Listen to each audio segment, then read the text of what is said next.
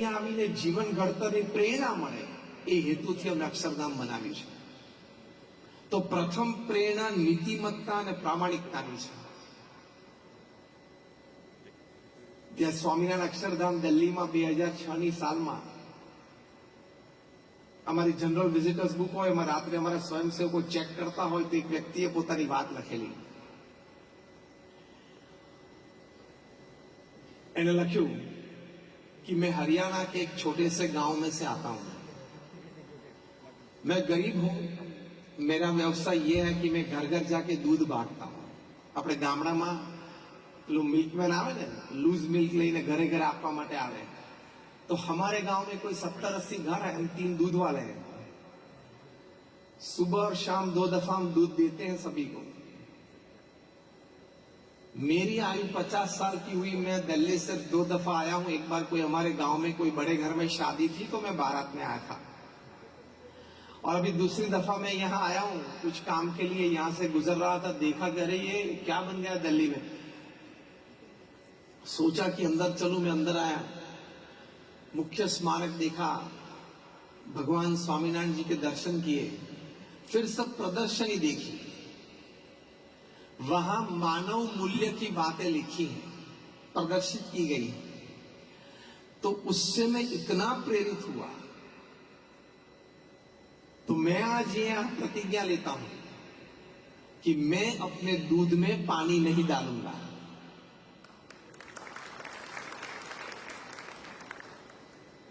જ્યારે નીલ આર્મસ્ટ્રોંગે પહેલો પગ ચંદ્ર ઉપર મૂક્યો ત્યારે ન્યુયોર્ક ટાઈમ્સે ટાઇટલ લખેલું કે a small step by a man but a giant leap for mankind.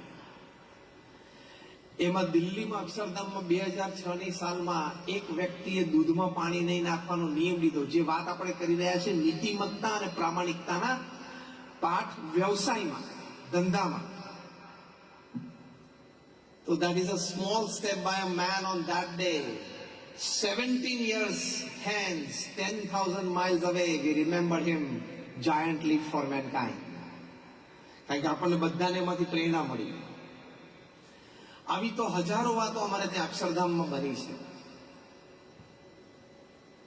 આપણે પણ એ ડિગ્નિટી સાથે જીવવાનું કે 90 વર્ષની ઉંમરે પણ કોઈ પણ સમાજની વચ્ચે, કોઈ પણ ગ્રુપ કે વર્તુળ કે મિત્રોની વચ્ચે હું મારું શીશ ઉન્નત રીતે રાખીને કોઈ પણની આંખમાં આંખ પરોવીને ઉભો રહી શકું, વાત કરી શકું કે I have not done anything wrong in my life. આ ડિગ્નિટી. મેં મારા જીવનમાં કંઈ ખોટું નથી કર્યું, એટલી ડિગ્નિટી તો આપણામાં હોવી જ જોઈએ. એની માટે રોજ સવારે ઉઠીને આપણે આપણી જાતને કહેવાનું, I can not do anything wrong in my life today. Repeat with me what I say. I can not do anything wrong in my life today. આ સવારના પરમાં ઉઠીને પોતાની જાતને વાક્ય કહી દેવાનું કે હું ખોટું કરી જ ના શકું, because I am a divine child. વયમ અમૃતસ્ય પુત્રઃ. આપણા મહાન શાસ્ત્રોએ આપણને શીખવાડ્યું છે, we are the children of God. એક રોયલ ફેમિલીમાં કોઈ સંતાન જન્મ્યું હોય, દીકરો દીકરી, એને પણ ટ્રેનિંગ આપવામાં આવે છે કે તમે રોયલ્ટીથી જીવો. તો વયમ અમૃતસ્ય પુત્રઃ, we are the children of God. આપણે રોયલ્ટીથી પણ આગળ ડિવિનિટીથી જીવવાનું કે કોઈ મને કોઈ દિવસ આંગળી ચીંધી ના જવું જોઈએ કે તે આ કામ ખોટું કર્યું, આ અનીતિથી કર્યું, આ અપ્રામાણિકતાથી કર્યું. I don't want that pointed finger in front of me. આ ડિગ્નિટી કહેવાય. તો આપણે ઇન્ટરનલ સ્ટ્રક્ચર પેલું ડાયમંડ જેવું બનાવ્યું કહેવાય. નહીં તો કોલસો. બે સગા ભાઈઓ છે અગેન, પણ આટલા નાના હીરામાં ટ્રક ભરીને કોલસો આવે. એક ભાઈની આટલી કિંમતમાં બીજો ભાઈ તો ટ્રક ભરીને આવી જાય. એમાં આપણી પ્રાઇઝ એન્ડ વેલ્યુ, એનું આપણે જાણપણું રાખવાનું. જો પ્રમુખ સ્વામી મહારાજે પૃથ્વી ઉપર આટલું મોટું કામ કર્યું, તમારામાંથી કોઈ 2-4 મોટલ ચલાવતું હશે, કોઈ 5, 15, 25 સ્ટોર ચલાવતું હશે, કોઈ અન્ય વેપાર ધંધામાં હશે.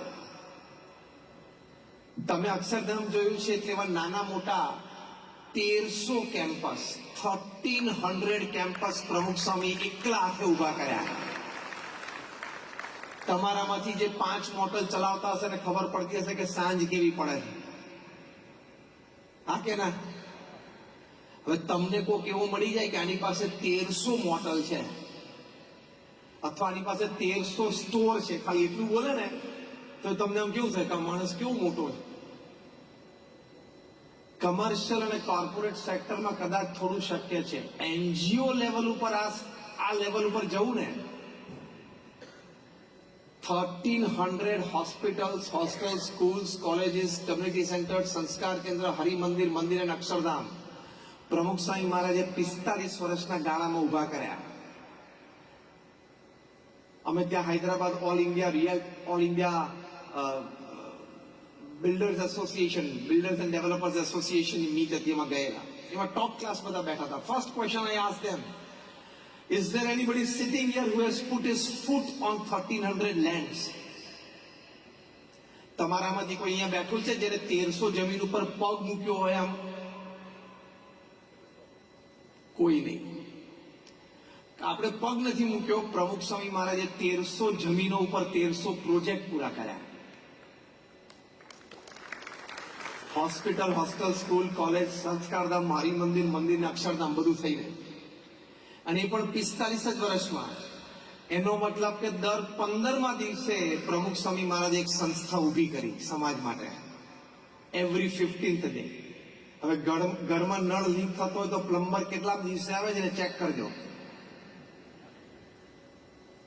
અને આ 1300 સંસ્થાઓ પણ પોતાની ઉંમર 51 પછી, 51 થી 95માં, 51 to 95માં, એ પછી ઇમ્પોર્ટન્ટ છે. પણ એમના જીવનમાં નીતિમત્તા અને પ્રામાણિકતા કેટલી હતી. એમને કોઈ પૂછ્યું કયો વિચાર તમારા મનમાં હંમેશા રહેશે? એમને કહ્યું જે વિચાર મને ક્યારેય નથી આવ્યો હું કહું.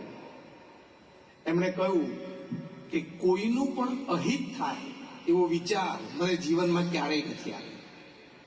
કેટલું પ્રામાણિક જીવન કહેવાય.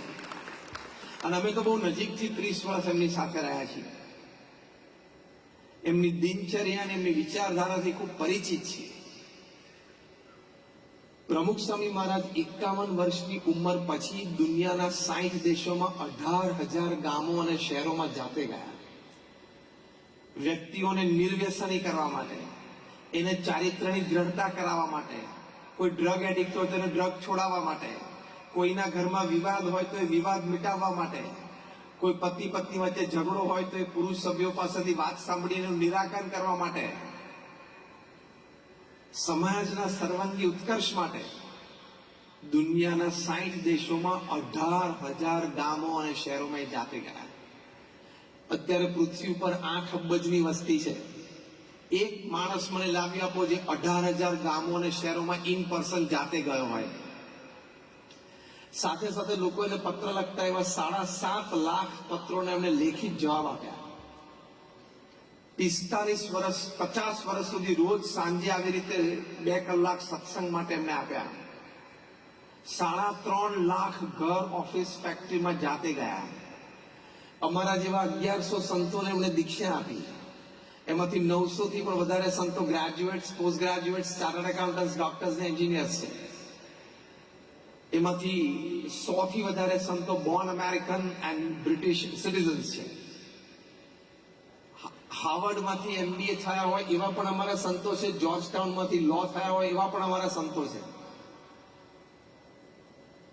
આ મેં તમને એટલા માટે વાત કરી તમને એમ ના થાય કે નહીં ફાવ્યું હોય, નહીં જામ્યું હોય, નહીં ગોઠવાણું એટલે અહીંયા બેસી ગયા. હા,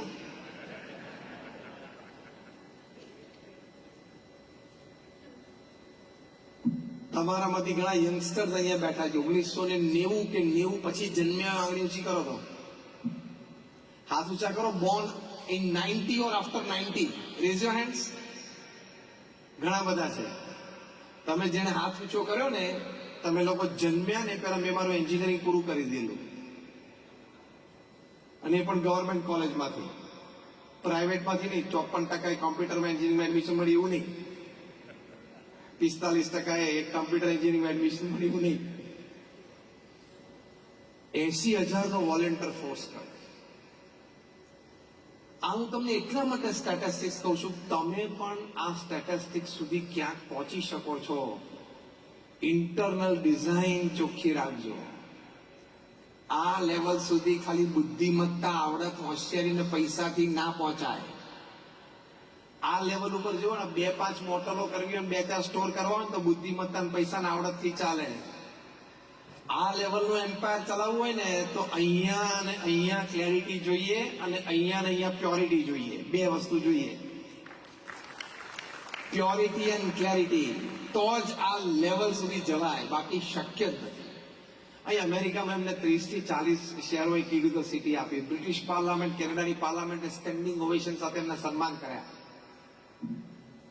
પણ તમને આશ્ચર્ય થશે કે 2 માંથી એકે અક્ષરધામમાં, ગાંધીનગરમાં કે દિલ્હીમાં કઈ પ્રમુખ સ્વામી મહારાજના અચીવમેન્ટ, સાહેબની કી ટુ ધ સિટીઝ, આ બ્રિટનના પ્રાઇમ મિનિસ્ટર જ્હોન મેજર એમને મળ્યા, અમેરિકાના પ્રેસિડેન્ટ બિલ ક્લિન્ટન એમને મળ્યા, એવા કોઈ એક્ઝિબિશન એમણે ગોઠવ્યા નથી.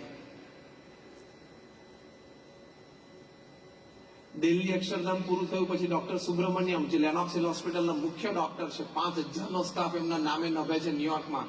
એમણે પૂછ્યું પ્રમુખ સ્વામી કે what is the next project. પ્રમુખ સ્વામી મહારાજે કહ્યું અમારો પ્રોજેક્ટ તો ભક્તિ કરવી અને સમાજ સેવા કરવી 2 જ છે, વચ્ચે અક્ષરધામ તો એમને ઉભા થઈ જાય. આ Swaminarayan Akshardham is a by product.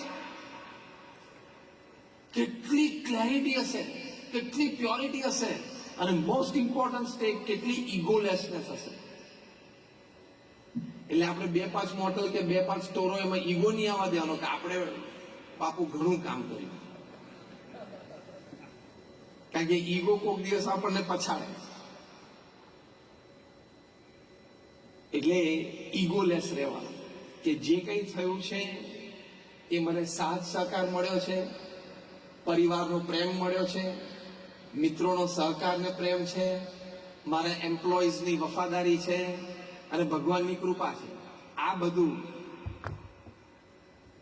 કોઈ એમ કેમ કે is a self made main, મને આ શબ્દ જ ગમતો નથી. Is a self made main. Nobody self made.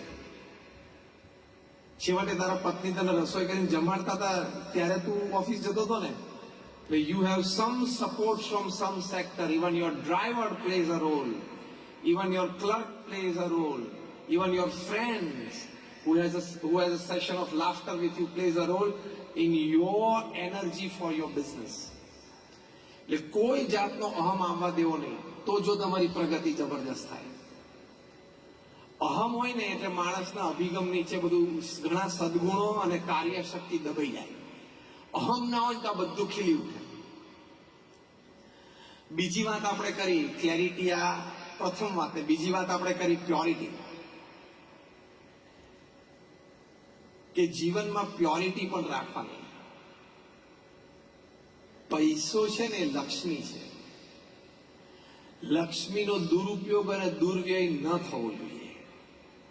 એ કરીએ એટલે આપણે લક્ષ્મી માતાનું અપમાન કર્યું કહેવાય. એ શું? તમે જુગાર રમો એટલે માતા લક્ષ્મીનું અપમાન છે. તમે લક્ષ્મીથી દારૂ પીવો છો એટલે માતા લક્ષ્મીનું અપમાન છે. તમે એ લક્ષ્મીનો ઉપયોગ કરીને ડ્રગ્સ લો છો એટલે લક્ષ્મી માતાનું અપમાન છે. એમણે કૃપા કરી કે તમારા ઘરે આવીને વસ્યા, એટલે કે તમારી પાસે અઢળક પૈસા થયા, અને પછી તમે એનો આવો ઉપયોગ કરો, અથવા તમારા સંતાનો પછી આવો ઉપયોગ કરવા માંડે, તો એ આપણી ગુજરાતી ભાષામાં એક શબ્દ છે. કોઈએ આપણી ઉપર ઘણું ઋણ કર્યું હોય, ઘણી મદદ કરી હોય, અને પછી ટાઈમે આપણે એને મદદ ન કરીએ તો આપણે શું કહેવાઈએ? શું કહીએ બોલો? નગુણો કહીએ ને. હા કે ના? આ શબ્દથી બધા પરિચિત છો? હા કે ના? કે આપણે નથી કહેતા કે આ માણસ નગુણો છે, એને કોઈએ મદદ કરી હોય, કોઈના પ્રત્યે સારી ભાવના રાખી હોય, કોઈ કિંમત જ નથી આ માણસ. એમ તમે જે લક્ષ્મી કમાણા, એ લક્ષ્મીથી દારૂ, ડ્રગ્સ કે જુગાર એમાં તમે લક્ષ્મીનો ઉપયોગ કરો એટલે તમે નગુણા કહેવાઓ. ભગવાન એમ ગણે કે મેં આને કૃપા કરીને સુખી કર્યો અને આવો ઉપયોગ કરે છે. ભગવાનની આંખમાં ખોટા ઠર્યા અને ભગવાનની દ્રષ્ટિ ફરી ગઈ તો યાદ રાખજો, આજે નહીં તો કાલે, કાલે નહીં તો પરમ દિવસે પ્રશ્ન આવશે, આવશે ને આવશે. અને લક્ષ્મી રૂઠીને જતી રહે ત્યારે ખબર છે ને શું થાય છે? તમારામાં સગાવાલામાં, પડોશમાં, મિત્ર મંડળમાં કઈ અનુભવ છે કે લક્ષ્મી રૂઠીને જતી રહી હોય? હાથ ઊંચો કરો તો. સગાવાલામાં, મિત્રોમાં કોઈનો અનુભવ છે? દેખાણું છે? હા કે ના? જો ઘણા બધા હાથ ઊંચો કર્યો છે. તે દિવસે તકલીફના પાર. એટલે પ્રથમ વાત આ કરવાની કે કોઈ પણ જાતનું વ્યસન ના હોય. બીજું વાત એક ડિગ્નિટીની દ્રષ્ટિએ, હું આમ ફ્રેશ થવા માટે થોડોક 2 ઘૂંટડા દારૂ પીવું તો જ મજા આવે. આખો દિવસ કામ કરીને થાકી ગયો હોય તો સાંજે જરા 2 ઘૂંટડા જોઈએ. અથવા સવારે ઘૂંટડો પીવું તો જરા ઓફિસે કામ કરવાની મજા આવે. અથવા તો ડ્રગ્સ લઈને થોડું નશામાં રહું તો રિલેક્સ થઈ જવું. આ બધા નમાલા વ્યક્તિઓના વિચાર છે. આ બધા કમજોર વ્યક્તિઓના વિચાર છે. કેટલાય મહાપુરુષો પૃથ્વી પર થઈ ગયા, જે આપણે અહીંયા બેઠા છીએ જેટલા આપણે અહીંયા બેઠા છે એ બધાનો આપણો વહીવટ વ્યવહાર ભેગા કરો ને એટલે રતન ટાટાના છાંટામાં ના આવે. ખબર છે ને? હા કે ના? બીજું, આપણે જેટલા અહીંયા બેઠા છીએ એ બધાનો વેપાર, ધંધો, વહીવટ વ્યવહાર ભેગા કરો એટલે મુકેશ અંબાણીના છાંટામાં ના આવે. હા કે ના? બોલો. આ બંને વ્યક્તિઓને કોઈ વ્યસનની જરૂર પડતી નથી. 12 કલાક કામ કરીને આખું એમ્પાયર 100 દેશોમાં ઊભું કર્યું અને તારે 2 સ્ટોરમાં 2 ઘૂંટણા મારવા છે ને જોઈએ સાંજ પડે.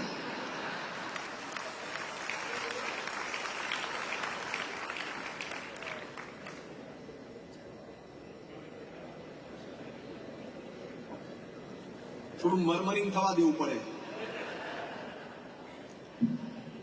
આ બંને વ્યક્તિઓ આ કક્ષાની, રતન ટાટા અને Mukesh Ambani, even Kumar Mangalam Birla, sold to software, they make everything.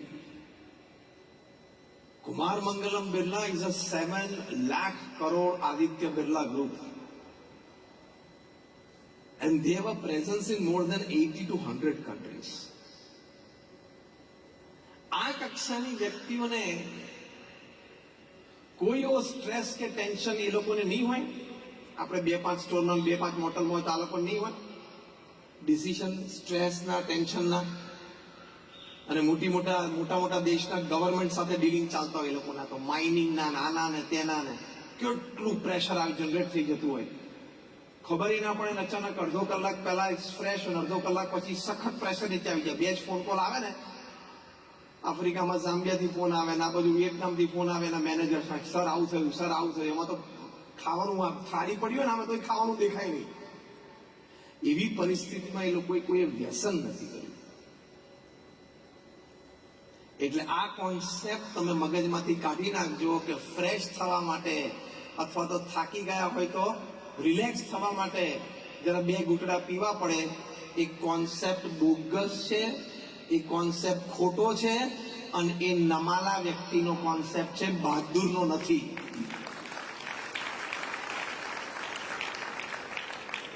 બહાદુર વ્યક્તિ છે ને એના થોટ પ્રોસેસ થી જ ફ્રેશ રહે.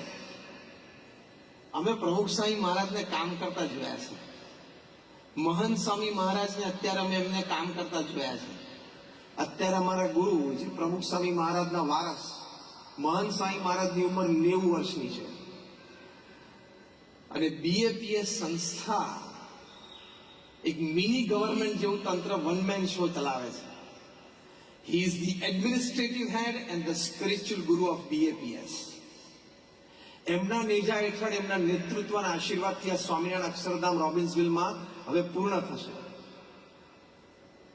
8મી ઓક્ટોબરે મહંત સ્વામી મહારાજાનું ઇનોગ્રેટ કરશે અને જ્યારે ઇનોગ્રેટ કરશે ત્યારે it will be the largest traditional, conventional Hindu mandir of the world.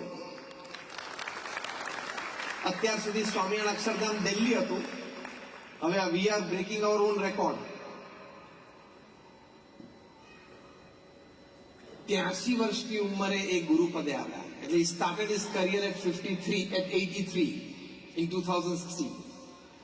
મને દુનિયામાં એક વ્યક્તિ તમે લઈ આવો, તમારા સમાજમાં હોય તોય કોઈ નામ આપજો, તમે કોઈને જાણતા હો તો પણ નામ આપજો, જે 83 વર્ષની ઉંમરે જાયન્ટ મલ્ટીનેશનલ કોર્પોરેશન એમએનસી નો સીઈઓ હોય, એવું એક નામ મને આપો. નોબડી. મહંત Swami Maharaj accepted the responsibility at 83. તમને 83 વર્ષના કોઈ વૃદ્ધ તમારા ઘરમાં હોય, પિતા અથવા દાદા હોય, પૂછજો કે પપ્પા કાલથી આ 2 મોડલ તમારે ચલાવવાની છે, તરત ના પાડી દેશે. અને પાછું performance, if you talk from the corporate point of view, last 7 years મહંત સ્વામી મહારાજ 83 થી 90 વર્ષની ઉંમરમાં એમનું પરફોર્મન્સ ઇન્ડેક્સ અને પરફોર્મન્સ ગ્રાફ જોવો, જે તમે કોર્પોરેટ પર ગણો છો, છેલ્લા 7 વર્ષમાં 350 હોસ્પિટલ, હોસ્ટેલ, સ્કૂલ, કોલેજ, મંદિર, અક્ષરધામ એમણે બનાવ્યા. 350. અને સમાજમાં સેવામાં મૂકી દીધા. એટલે 7 વર્ષમાં 350, એટલે દર વર્ષે 50. દર વર્ષે 50 થયા ને. વર્ષમાં 52 વીક હોય, એટલે 52 વીકમાં 50, એટલે દર 8મા દિવસે એક. કોઈ દર 8મા દિવસે એક નવો સ્ટોર ખરીદતો હોય, એ કેવો કહેવાય? અરે લીઝ પર લેતો હોય તોય કેવો કહેવાય? દર 8મા દિવસે એક BAPS ની પ્રોપર્ટી ઊભી થઈને સમાજની સેવામાં ગોઠવાઈ જાય. From raw land to construction completed. Volunteers and employees got inauguration done and the institute put in the service of society. Every 8th day પ્રમુખ સ્વામી મહારાજે 15મા દિવસે કરી, મહંત સ્વામી મહારાજે 8મા દિવસની એવરેજ ચાલે છે. That means at any given time 40-50 project ચાલુ હોય તો જ 8મા દિવસે તમે એક પ્રોજેક્ટ લોન્ચ કરી શકો ને. એને મેનેજ કરવો એટલે તો મહંત સ્વામીને તો કોઈ તમારી જેમ વ્યસનની જરૂર પડતી નથી. અમે ફરીએ છીએ. છેલ્લા 1 મહિનામાં આ મારી 40મી સિટી છે, 40th સિટી in 30 days. છેલ્લા 1 મહિનામાં અમેરિકામાં 30 દિવસમાં મારી આ 40મું શહેર છે, જેમાં હું કદાચ 50મું પ્રવચન કરતો હોઈશ. અમે કઈ વ્યસનની જરૂર નથી પડતી. તો તમારા કરતા અમારા ચહેરા ઉપર જરાય ઉત્સાહ ને આનંદ ઓછો દેખાય. ખોટા ચોટ્યા છો ગુરુને. કોને ગુરુ બનાવ્યા છે? દારૂ ને ડ્રગ્સ ને. એટલે છોડી દેજો.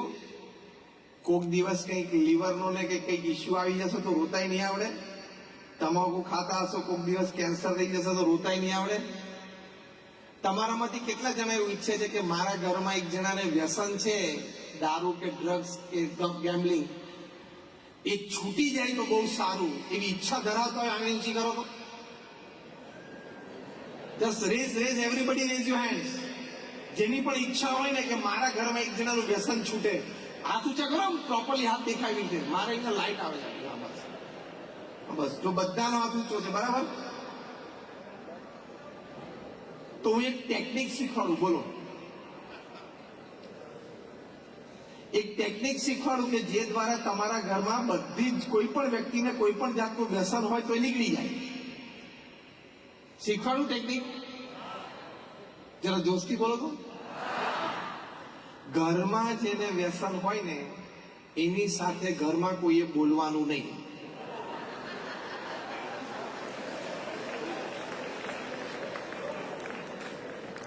જો એ વ્યક્તિને માન સન્માન પૂરેપૂરું આપવાનું. પરિવારમાં જે એનો હોદ્દો હોય, એની પ્રતિષ્ઠા હોય, એમાં જરાય ઉણપ ના આવી જોઈએ. એમાં કોઈ તુકારે બોલાવવું અથવા એવી વાત નથી. એમની જે સરભરા કરવાની હોય, સેવા કરવાની હોય, વ્યવસ્થા કરવાની, એ બધું કરવાનું. He is a family member. બોલવાનું નહીં, બસ. અને એ કંઈક બોલે તમારી પાસે તો લેખિત જવાબ આપવાનો. લખવામાં શાંતિથી ટાઈમ લેવાનો, ભલે ઉભો. હવે દારૂ પીને 1 કલાક કાઢે છે કેફમાં, તો જવાબ સાંભળવામાં લખેલો વાંચવામાં ભલે ને ઉભો હતો 10 મિનિટ. તમે આ ટેકનિક અપનાવો એટલે અઠવાડિયામાં રિઝલ્ટ.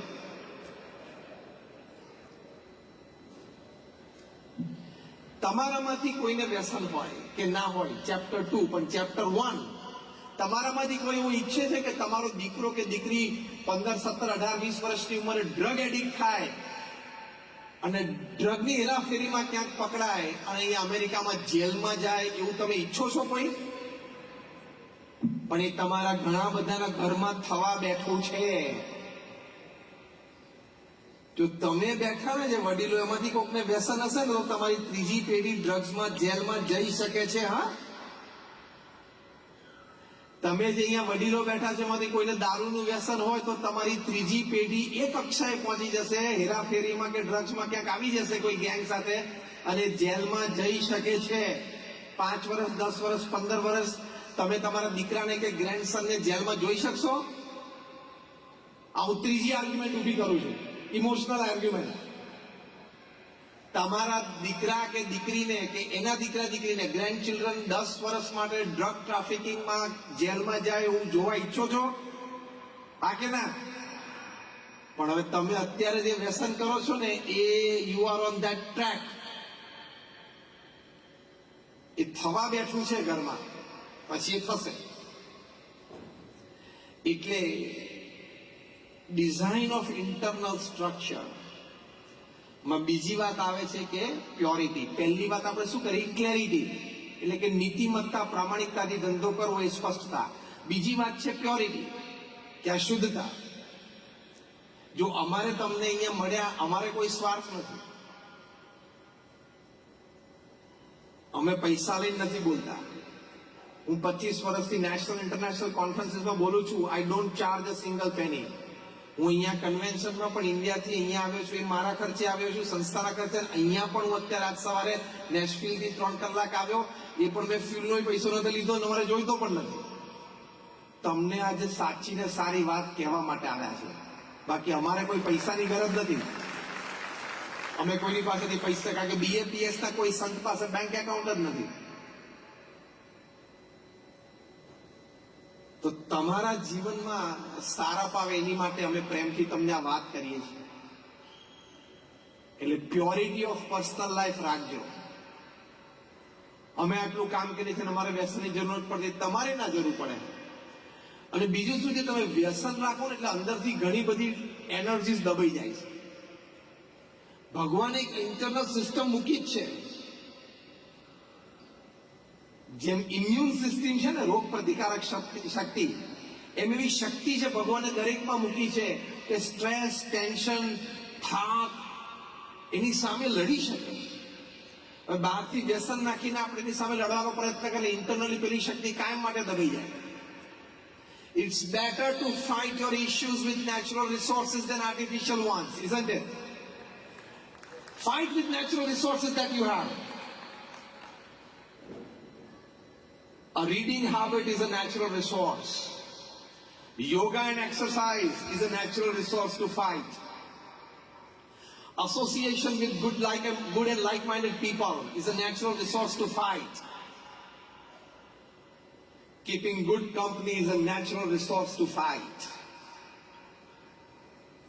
આવા નેચરલ રિસોર્સિસ ભગવાન આજે બધું ગોઠવ્યા છે કે જેમાં આપણે આપણા કામમાંથી ઉપજતા ટેન્શન, સ્ટ્રેસને લડી શકીએ.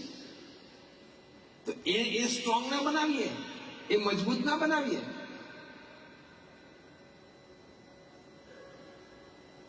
તો પ્યોરિટી ઇન પર્સનલ લાઈફ.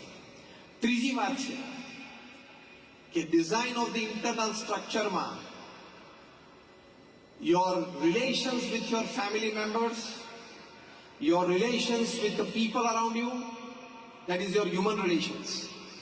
પ્રમુખ સ્વામી મહારાજને એક વખત કોઈ પ્રશ્ન પૂછેલો કે તમારી આસપાસના વ્યવસ્થાપકો, સેવકો બદલાય તો તમને ફાવે? પ્રમુખ સ્વામી મહારાજ એક સરસ વાક્ય બોલ્યા અને એ વાક્ય એમના જીવનમાં ચરિતાર્થ તમે જોયેલું છે કે મને બધે ઠેકાણે બધા સાથે કાયમ ફાવે. શું એડજસ્ટમેન્ટ હશે લાઈફમાં? આપણે થોડી થોડી વાતમાં હોય તો કે નહીં ફાવે, હવે નહીં ગમે, હવે નહીં ચાલે, નહીં ચાલે નહીં, હવે નહીં ચાલે. અને પછી કે હવે શું કરવું છે, બસ હવે છૂટું કરવું છે.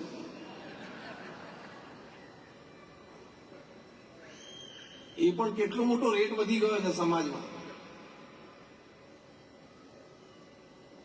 પેલું રૂપથી આકર્ષાઈ જાય, અથવા પૈસાથી આકર્ષાઈ જાય, અથવા ધંધાથી આકર્ષાઈ જાય પણ લગ્ન કરે. પણ એ બધી વસ્તુ તો ટેમ્પરરી છે. આખી જિંદગી ભેગા જીવવા માટે વેલ્યુઝ જોઈએ, સંસ્કાર જોઈએ, એ અગત્યના છે. એ જોયું ના હોય અથવા ઓછું જોયું હોય પછી આ કેસીસ બને. પૃથ્વી ઉપર રોજ 9,800 ડિવોર્સિસ થાય છે. રોજના 9,800 divorces. Unfortunately, it will touch the unfortunate magical figure of 10,000 divorces per day in the next 2 months, according to data and statistics. 10,000 divorces per day.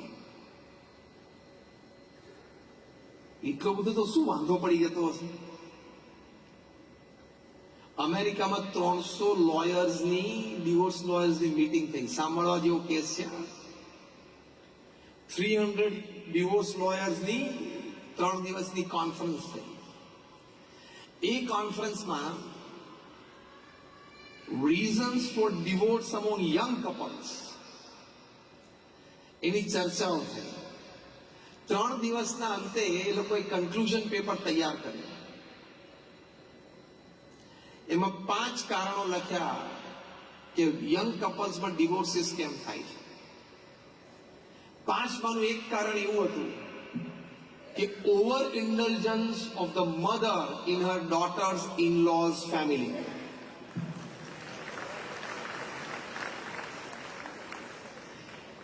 એટલે કે દીકરીના સાસરામાં દીકરીની માતાનું વધારે પડતું ઇન્વોલ્વમેન્ટ. રોજ તમે ફોન કરો કે બેટા શું કર્યું, સવારે કેટલા વાગે ઉઠ્યા, તાર સાસુ કેટલા વાગે ઉઠી હતી, બેટા સસરા શું બોલ્યા, બપોર તમે લોકો શું જમ્યા હતા, જમવામાં તારા હસબન્ડ ભેગા હતા કે નહીં, સાંજે પછી લોકો કેટલા વાગે આવ્યા, તાર સાસુ કેટલા વાગે બહાર ગયા હતા, કેટલા vote the hair are you doing. આ હું પ્રેક્ટિકલ બોલું છું કારણ કે I have a habit of talking practical. I don't talk theory. Am I talking practical? હાથ પાડો ને. તમારા બધાના ઘરમાં અમે એક બગ મૂકેલું છે, અમને બધી ઇન્ફોર્મેશન છે. Just on a lighter tone. આટલું બધું તમારે શું કામ ઇન્વોલ્વમેન્ટ કરવાનું? ત્યાં શંકા કુશંકાઓ જાય, જાત જાતની વાતો અમારા ઘરની ઘરે કહે છે, આવી બધી વાતો ઊભી થાય. પ્રમુખ સ્વામી મહારાજ વલ્લભ વિદ્યાનગરમાં હતા ને એક વ્યક્તિ પ્રભુદાસભાઈ 2 કંકોત્રી લઈને આવ્યા અને પ્રમુખ સ્વામી મહારાજને આવીને કહ્યું કે સ્વામી મારી બંને દીકરીનું લગ્ન નક્કી થયું અને આ 2 કંકોત્રી અને એક જ માંડવે 2 દીકરીના લગ્ન છે, બસ આપ આશીર્વાદ આપો, 2 દીકરી સુખી થાય. તો પ્રમુખ સ્વામી મહારાજ એમના હાથમાંથી આ કંકોત્રી લઈ ભગવાનને ધરાવી, પુષ્પ મૂકી અને બંને કંકોત્રી પ્રભુદાસભાઈના હાથમાં આપી કે અમે પ્રાર્થના કરી છે 2 દીકરીઓ એમના સાસરે સુખી થાય. પછી પ્રમુખ સ્વામી મહારાજ એમનો હાથ પકડીને જે વાત કરીને એ બહુ સમજવા જેવી વાત છે. પ્રમુખ સ્વામી મહારાજે કહ્યું કે તમારી દીકરી સાસરે જાય છે તો એને સલાહ આપજો કે બેટા ત્યાં ઘર નવું છે, ત્યાંના લોકોની રીતભાત આપણા ઘર કરતા જુદી હોય, ત્યાંના લોકોની ઉઠક બેઠક બોલચાલની રીત આપણા કરતા જુદી હોય, ત્યાંના લોકોના ચા નાસ્તા ખાવા પીવાના સમય અને ટેસ્ટ એ આપણા ઘર કરતા જુદા હોય. તો 2 વર્ષ સુધી ત્યાં ભણવાનો પ્રયત્ન કરજે. 2 વર્ષ સુધી કોઈ સજેશન કરવાનું નહીં અને 2 વર્ષ સુધી ત્યાં ભણવાનો પ્રયત્ન કરવાનો અને મૌન રહેવાનું. પછી પ્રમુખ સ્વામી મહારાજે સલાહ આપી બીજી. આ તો શું થાય કે અત્યારે છે ને કોન્ફ્લુઅન્સ જનરેશન છે. એમાં શું છે, અત્યારે 80% હાઉસહોલ્ડમાં માતાઓ જે છે જે મધર ઇન લો બને છે, લોકો ગ્રેજ્યુએટ છે અથવા ગ્રેજ્યુએટથી ઓછા ભણેલા છે, ગ્રેજ્યુએટ એવો છે એનાથી ઓછા ભણેલા છે. અને હવે જે દીકરીઓ ભણીને સાસરે જાય છે બધી MBA થયેલી છે, ફાર્મસી થયેલી છે. એટલે આપણી આ પેઢી છે ને જે અત્યારે આપણે અહીંયા બધા બેઠા છે એમાં કોન્ફ્લુઅન્સ જનરેશન છે. જૂનું ને નવું પાણી ભેગું થયું છે એટલે ફ્રિક્શન વધી ગયું છે. એટલે શું તમે તમારી પેલી MBA થઈ છોકરી ગઈ એટલે બીજા દિવસે ઘરે જઈને સલાહ આપે એના મધરને એટલે કે એના સાસુને કે મોમ એકચ્યુઅલી યુ સી આપણું રેફ્રિજરેટર છે ને આ ડિરેક્શનમાં હોવું જોઈએ. હવે આ ડિરેક્શનમાં જે પડ્યું છે ને એ છેલ્લા 8 વર્ષથી પડ્યું છે અને ઘરમાં બધાને ફાવી ગયું છે. તું જલ્દી ફવડાવી દે. તું રેફ્રિજરેટર ફેરવીશ એટલે તું ફરી જઈશ. આઈ એમ ટોકિંગ પ્રેક્ટિકલ. પ્રમુખ સ્વામી મહારાજ આ બોલ્યા કે 2 વર્ષ સુધી તમે વિશ્વાસ સંપાદન કરો, તમે પ્રેમ સંપાદન કરો, તમે ઘરના સભ્ય બનો. ત્યાં સુધી કોઈ સજેશનની જરૂર નથી. રાતોરાત કઈ સુધારી દેવાની જરૂર નથી. બીજું પ્રમુખ સ્વામી મહારાજે કહ્યું, હવે આ અગત્યનું છે. આ સમાજ આપણો બેઠો છે એટલે મારે સામાજિક વાત કરવાની છે. Am I going on the right track? Pramukh Swami મહારાજે બીજી વાત કરી કે તમારી દીકરીઓને બેને કહેજો કે સાસુ સસરા કદાચ ટોકે વઢે તો સામું તો ન જ બોલે. એ આપણે વડીલોની મર્યાદા છે. એના કરતા પણ એક ભારે વાક્ય થયું, કારણ કે એમનો અનુભવ હતો. 3.5 લાખ ઘરોમાં જાતે ગયા છે. દુનિયાના 60 દેશોમાં 18,000 ગામોમાં જાતે ગયા છે. એટલે first hand experience of family life, social life. પ્રમુખ સ્વામી મહારાજે કહ્યું, કદાચ સાસુ સસરા ખોટું વઢે, ખોટું ટોકે, તો એ વખતે તો સામું નહીં જ બોલવાનું. અને હા, ખોટું સહન પણ નહીં કરવાનું. 2 દિવસ પછી વાતાવરણ શાંત હોય. આપણું પ્રમુખ સ્વામી મહારાજ બોલે છે અનુભવ પરથી કે 2 દિવસ પછી વાતાવરણ શાંત હોય ત્યારે પ્રેમથી બેસીને કેવું, પપ્પા તમે આ વાત કરતા હતા પણ વાત આમ હતી, મમ્મી તમે વાત કરતા હતા પણ વાત આમ હતી. તો પ્રમુખ સ્વામી મહારાજ કે સાસુ સસરાને પણ એમ થાય કે દીકરી સંસ્કારી છે, એ સામે બોલતી નથી, એ સાચી હતી તો એ સામું ના બોલી, તો એને ગુણ આવે અને તમારું બોન્ડિંગ સ્ટ્રોંગ થાય ફેમિલીમાં. આ તો તમારી દીકરી ગમે તેની ભણેલી હોય, એ સાસુ સસરા સામે એકવાર પણ હાથ લાંબો કરીને સામું બોલે એટલે her pharmacy goes to dustbin, her accountancy goes to dustbin, her IT goes to dustbin, her medicine goes to dustbin, everything goes to dustbin. બધું કચરા પેટીમાં ગયું. કારણ કે ભણ્યા પણ સંસ્કાર તો લીધા નહીં. વડીલોનો આદર તમે ઘરમાં નહીં રાખો તો ઘરની વ્યવસ્થા કેવી રીતે ચાલશે? સમાજનું સંગઠન કેવી રીતે ગોઠવાશે? અને એક જગ્યાએથી તમે છૂટા પડો, છૂટા છેડા લઈને એક જગ્યાએથી જુદા પડો તો બીજી જગ્યાએ દેવનો દીકરો આવવાનો છે. બીજી જગ્યાએથી છૂટા પડો ત્રીજી જગ્યાએ પાછો દેવનો દીકરો આવવાનો છે. Life is tolerance, acceptance, એપોલોજીસ and compromise. આવું એક ફોર્મ્યુલા બનાવી છે મેં, એવું શીખવાડું છું બધાને. TAAC formula, TAAC formula, TAAC. T is tolerance, A is acceptance, again A is apologies અને C is compromise. આ બધાએ કરવું પડે, પુરુષ હોય કે સ્ત્રી હોય, ધંધા ઉપર હોય કે ઘરે હોય. આ 4 ગુણો બધાએ કેળવવા પડે. તમારે દીકરા દીકરીને નાનપણથી ટ્રેન કરવાના, બેટા થોડું સહન તો કરવું જ પડે, ખોટું પણ સહન કરવું પડે, જીવનનો એક ભાગ છે. See, you have a very clear choice. Choice number 1, respect differences and keep relations. Choice number 2, disrespect differences and forget the relations. Which choice is better? Bolo. 1 is better. એટલે ડિફરન્સીસ ને રિસ્પેક્ટ કરવા પડે. ગમે તેવું couple હોય ને અને couple of the city એનું અવોર્ડ એને મળ્યો હોય, મેયર આપ્યો કે આપણા સિટીનું બેસ્ટ કપલ દેખાય છે, તો પણ એમાં 60-40 નો રેશિયો હોય. 60% બધું બેસ્ટ તો 40% તો ટોલરન્સ અને કોમ્પ્રોમાઇઝ ઉપર જવું જ પડે. Am I right or wrong? પેલી કહેવત છે marriages are made in heaven, પછી એની પાછળ મેં બીજી કહેવત ઉમેરી છે, marriages are made in heaven but lived on earth. Marriages હેવનમાં બન્યા છે પણ જીવવાના તો પૃથ્વી ઉપર છે કે નહીં. એટલે કોમ્પ્રોમાઇઝ ઉપર ચાલવાનું, જતું કરવાનું, કાયમ આપણા મનનું ધાર્યું થાય નહીં. આ બધી વાતો તમારે દીકરા અને દીકરી બેયને શીખવાડવાની કે થોડું કોમ્પ્રોમાઇઝ અને લેટ ગો કરવાનું જ. અત્યારની આ જનરેશન છે કે 2000 સાલ પછી જન્મી છે અને એની આજુબાજુ ટૂંકમાં 1995 થી 2000 છે. અત્યાર જેની ઉંમર 20, 22, 25, 28, 30 છે. એ જનરેશનનો એટીટ્યુડ શું છે? એ જનરેશનનો એટીટ્યુડ છે કે જો તું ખોટો હું તો મને જાહેરમાં લાફો માર દેજે, પણ જો હું સાચો હોઉં તો હું આટલું એમ કરી બે નખા ડાળી દે, આટલું સહન નહીં કરું. એ એટીટ્યુડ ખોટો છે. સામે વડીલ હોય તો એકવાર ખોટું ખીજાતા હોય તો પણ આંખ બંધ કરી મૌન રાખીને સાંભળી જ લેવાનું, અને ખીચાઈ લે પછી હાથ જોડીને પગે લાગીને નીકળવાનું. એ મર્યાદા છે, એ સંસ્કાર છે. અને 2 કલાક પછી શાંત વાતાવરણ ત્યારે તું જાણે કે તમે મને આ વાત કહેતા હતા પપ્પા અથવા વડીલ, પણ વાત એકચ્યુઅલી આમ હતી, તમારા કોઈ ગેરસમજમાં હશે. તો એમ કે હા ચલો ઓકે, ત્યાં ચેપ્ટર એન્ડ કરી દેવાનું. આ તો ગોળ ફરીને પછી તુકારે બોલાવવા માંડે કે આને સમજણ નથી પડતી, 60 વર્ષનો ડો થઈ ગયો પણ મને ગમે તેમ બોલે છે. That's wrong. એ આપણા સંસ્કાર જ નથી. એટલે અમેરિકામાં આવીને 2-4 સ્ટોર ખરીદ્યા, 2-5 મોટરો કરી, એની કઈ બહુ મોટી કિંમત નથી. આ તો લેન્ડ ઓફ ઓપોર્ચ્યુનિટી છે, બધાને મળે છે. અમે એક જણાને મળ્યા હતા, એ મેક્સિકોમાંથી ઇલીગલી અહીંયા આવેલા, ઘૂસેલો 15-25 વર્ષ પહેલા, એની પાસે અત્યારે 20 મોટરો છે. એટલે આ તો લેન્ડ ઓફ ઓપોર્ચ્યુનિટીઝ છે. અહીંયા કઈ ધંધો મોટો કર્યો એની કઈ બહુ વિશેષતા નથી, બધા આવીને કરી શકે છે. સંસ્કાર જાળવ્યા ને એ અગત્યનું છે. એની માટે પ્રમુખ સ્વામી મહારાજ અને મહંત સ્વામી મહારાજ અક્ષરધામ બનાવ્યા છે. અમને તો પડે પડે એવા અનુભવ થાય છે. એટલાન્ટાનો એક યુવક, એ એના મા બાપનો એકનો એક, હાઈસ્કૂલ પૂરું કરીને કોલેજમાં ગયો એટલે ડ્રગ એડિક્ટ થઈ ગયો. મિત્રો સંગ સોબત મળી ગઈ. ત્યાં એટલાન્ટાના અમારા BAPS ના યુવકો, કિશોરો બધા અક્ષરધામમાં, એ લોકોનો સેવાનો વારો હતો. 15-15 દિવસના અમે વારા ગોઠવેલા, ઝોન વાઇઝ આખા અમેરિકાના. તો એ વારામાં એ પણ ગયો. એના મા બાપે એમ થયું કે આને મોકલીએ. એ ત્યાં ગયો. એ પહેલા એને રિહેબ પ્રોગ્રામ્સમાંથી પાસ કરેલો, રિહેબ સેન્ટરમાં પણ ભરતી કરાવેલો, પણ કંઈ નહીં થયેલું. એ ત્યાં ગયો અને 1 દિવસ ગયો, 2 દિવસ ગયા, 3 દિવસ ગયા, એને ડ્રગ જ યાદ ના આવ્યું. સેવામાં એટલો આનંદ આવવા માંડ્યો.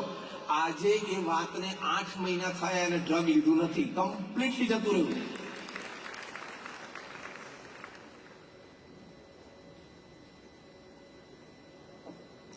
What I mean to say is, selfless service and spirituality has the power to purify you. એનામાં એવી તાકાત છે. બીજી વાત, પેલા 300 ડિવોર્સ વર્ડ લખેલી કે યંગ કપલ્સમાં ડિવોર્સનું બીજું મોટું કારણ કયું છે?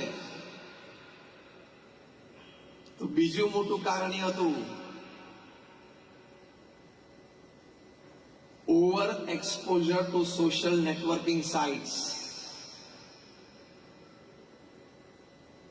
હવે જો મેં ફાયર કર્યું છે છાતી ઉપર, તમારા બધાની છાતી ઉપર ગોળી છોડી છે. તમે પરિણીત છો તો તમારે સોશિયલ નેટવર્કિંગ સાઇટ ઉપર જવાની જરૂર શું છે? અને કોક અહીંથી મેક્સિકો ને આ બાજુ સાઉથ આફ્રિકા ને ઓસ્ટ્રેલિયામાં કોકની સાથે તમે ફ્રેન્ડશીપ કરો અને ચેટિંગ કરો, તો આ તો એક પરિણીત વ્યક્તિના લક્ષણ છે. અને પછી કે વી આર જસ્ટ ફ્રેન્ડ્સ. પણ આ જસ્ટ ફ્રેન્ડ્સ મારું એટલું બધું આવી જાય છે ને, ખબર નથી પડતી. શું કે વી આર જસ્ટ ફ્રેન્ડ્સ, પણ હવે જસ્ટ ફ્રેન્ડ્સમાં 70 જાતની વસ્તુ આવી જાય છે. આવે છે કે નહીં? બધા અનુભવ છે કે નહીં? તો you are a married person, why do you want to go on social networking sites? જ્યાં લોકો પોતાની આઈડેન્ટિટી છુપાવીને વાતો કરે, જ્યાં લોકો પોતાનું જેન્ડર છુપાવીને વાતો કરે છે. આપણા ભારત દેશમાં તો હવે આધાર કાર્ડ લિંક થવાનું છે, એટલે ખબર પડશે કે હું 3 વર્ષથી કોકને પિંકી સમજીને ચેક કરતો એ તો રઘુ હતો. ખબર પડશે.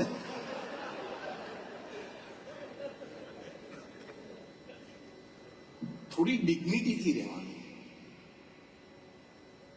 મેરિટલ સ્ટેટસની ડિગ્નિટી સાચવવી પડે. Don't take it for granted. અગ્નિની સાક્ષીએ પ્રમુખ સ્વામી મહારાજ એક વખત સરસ શબ્દ બોલેલા કે અગ્નિની સાક્ષી આપણે ભેગા થયા છીએ તો હવે અગ્નિની સાક્ષીએ જ છૂટા પડવાના. ખબર પડી? આ વાક્ય પ્રમુખ સ્વામી મહારાજનું છે. અગ્નિની સાક્ષી આપણે ભેગા થયા એટલે શું? પતિ પત્ની જયારે લગ્ન થયા ત્યારે આપણે અગ્નિની સાક્ષીએ ભેગા થયા, હવે અગ્નિની સાક્ષીએ જ છૂટા પડવાનું. એટલે શું? એકાદ જણા સ્મશાનમાં જાય અને અગ્નિ સંસ્કાર થાય ત્યારે છૂટા પડાય, એ પેલા પડાય જ નહીં. If you decide you can. એટલે એવી આવી ખોટી આદતો છોડી દેવાની. અને તમે સમજો સ્ક્રીન બાબતે, સોશિયલ નેટવર્કિંગ સાઇટ બીજું ત્રીજું, ટૂંકમાં સ્ક્રીન બાબતે કોઈ પણ વસ્તુ કોઈની છુપાયેલી રહી નથી અને રહેશે નહીં. Take this statement from me today. Screen ઉપર જે કંઈ કર્યું હશે ખેલ, એ આજે નહીં તો કાલે તો પરમ દિવસે બહાર આવશે. કારણ કે પૃથ્વી ગોળ છે. The world is round, it has no corners, so it does not have the place to keep your wrongs. પૃથ્વી ગોળ છે અને કોઈ ખૂણો નથી, એટલે તમે કરેલું ખોટું કામ એની પાસે સંઘરવાની કોઈ જગ્યા નથી. અને આપણે જયારે છાશને જોઈએ ત્યારે અંદર માખણ છે પણ દેખાતું નથી. વલોવો એટલે માખણ બહાર આવે. એમ પૃથ્વી વલોવાય છે, ફરે છે, ઉભરીને બહાર આવશે કે આ ખોટું કરેલું છે. અને તે દિવસે તકલીફ આવશે. એટલે મેરેજ થયા તો મેરિટલ સ્ટેટસની ડિગ્નિટી સાચવવાની. ગમે ત્યાં તમે હેન્ડશેક કરતા ફરો, ગમે ત્યાં તમે આમ હગ કરતા ફરો, ધેટ્સ રોંગ. કોઈ એવા ઓવર એક્સપ્રેસિવ થવાની જરૂર નથી. આપણું કલ્ચર બહુ જ સારું છે. આજે આપણે કહે ને નમસ્કાર, બહુ જ સરસ dignified culture. It's a dignified posture. પોતાની જાતને આમ બહુ એડવાન્સ, બહુ જ કલ્ચર, બહુ જ મોડર્ન દેખાડીને okay we are with the American society. એવા થઈ જવાની કઈ જરૂર નથી. તમને અમેરિકન પાસપોર્ટ મળશે, તમે અમેરિકન સિટીઝન પણ થશો, પણ તમે યાદ રાખજો જિંદગીમાં અમેરિકન નહીં કહેવાઓ. આ વાક્ય સમજી દેજો. ઘણું બધું હું બોલી ગયો એક જ વાક્યમાં. You can be an American passport holder, you can be an American citizen, you will never ever be American. તો આપણું કલ્ચર છે, આપણી ડિગ્નિટી છે. આપણા ઋષિમુનિએ આપણને જે વેશભૂષા આપી છે, આપણને જે રહેણી કહેણી આપી છે, આ લોકો આપણી ઈચ્છા કરે છે કે આ લોકોનું જોઈન્ટ ફેમિલી સ્ટ્રક્ચર કેટલું સરસ છે. ઘણા બધામાં હાઉસહોલ્ડ વાઇફ છે તો બાળકોનું ધ્યાન કેટલું સરસ રાખે છે, ફેમિલી રિલેશન્સ કેવા મેન્ટેન કરે છે. એ લોકોને આપણા તરફ આવવું છે ને આપણે આંધળા એના તરફ દોડીએ છીએ. એટલે આ પ્રવચનનો મતલબ એ થયો કે ઘરમાં જઈને આજે રાત્રે 12 જેના ઘરમાં હોય ને કાઢી નાખજો. ખોટા ફેશનેબલ થવાની કઈ જરૂર નથી. એમાં તું કઈ અમેરિકન નથી થઈ જવાનો, કોઈ તને ગણવાનું નથી.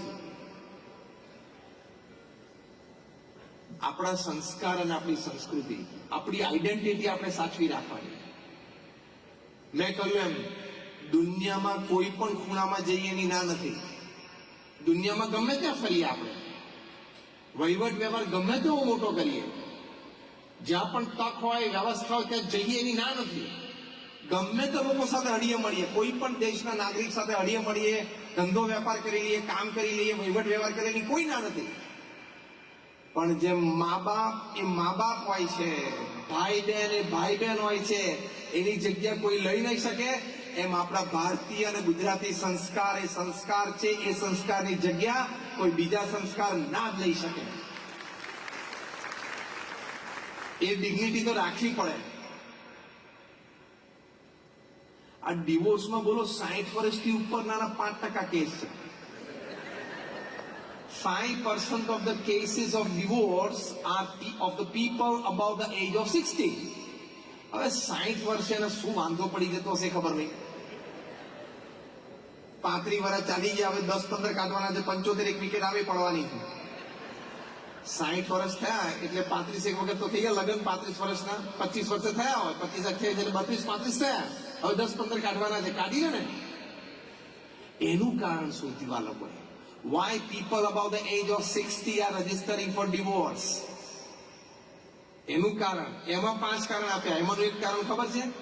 Suddenly my spouse has lost the sense of dressing. લે બોલો, હવે 60 વર્ષે ડ્રેસિંગ હોય નહીં, તમે હળી મળીને પ્રેમથી ભેગા રહો અને બાકીના 10-15 પૂરા કરી નાખો, ખેંચી કાઢતું. એટલે કેટલું આપણી વિચારધારા ક્ષુલ્લક કહેવાય. આપણું થિંકિંગ તો ડિફરન્ટ સ્ટોરી. મેચ્યોરિટીનું કોઈ લેવલ જ ના કહેવાય. We haven't understood life.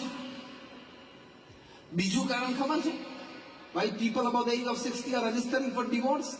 Second reason, the speed of fan and temperature of AC in bedroom.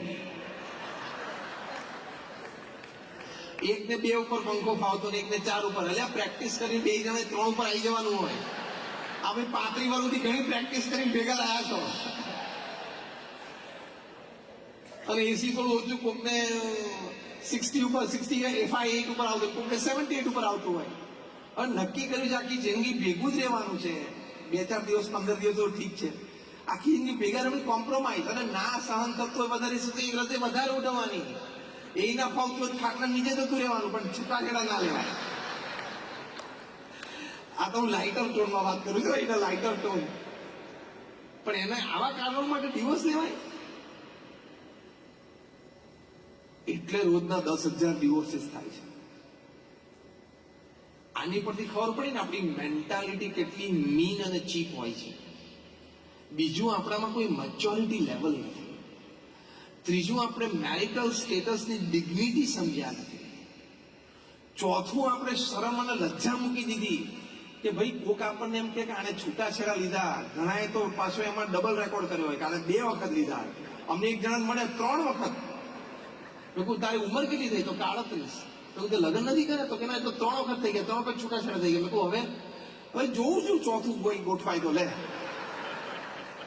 મનમાં કીધું આને શરમ આવી જોઈએ કે 3 જગ્યાએ તે જ નક્કી કર્યું છે, કોઈએ તને બાવડું પકડીને ચોરીમાં બેસાડ્યો નથી. હા કે ના? બાવડું પકડી કોઈ ચોરી બેસાડ્યો છે? તારી ચોઈસ હતી, તે પૂછી લીધું, વાત કરી લીધી, પછી તું આટલું ટોલરન્સ અને કોમ્પ્રોમાઇઝ ના કરી શકે?